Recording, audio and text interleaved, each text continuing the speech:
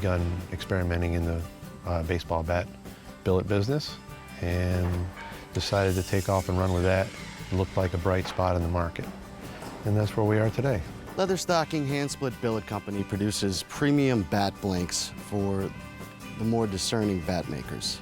We provide our customers with a raw material that's going to allow them to make the best bat that they possibly can.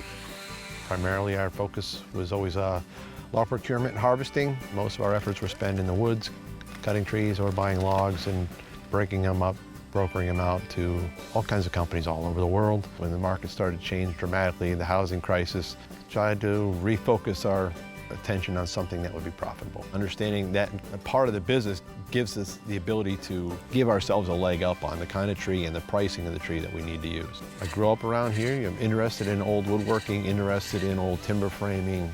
It's just reacquired knowledge. It's just things that we're relearning.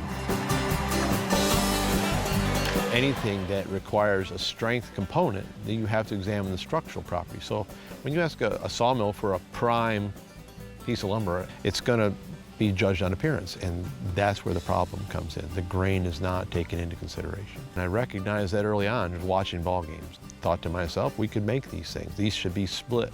This is how they used to do it. We bring the logs in, we cut them to roughly the size of a billet. One by one, we stand each log up and we split every single piece off of the log. We square the split off, we load them into our vacuum kilns. When they're dry, we run them through a molder and we dowel them and then cut them to exact lengths.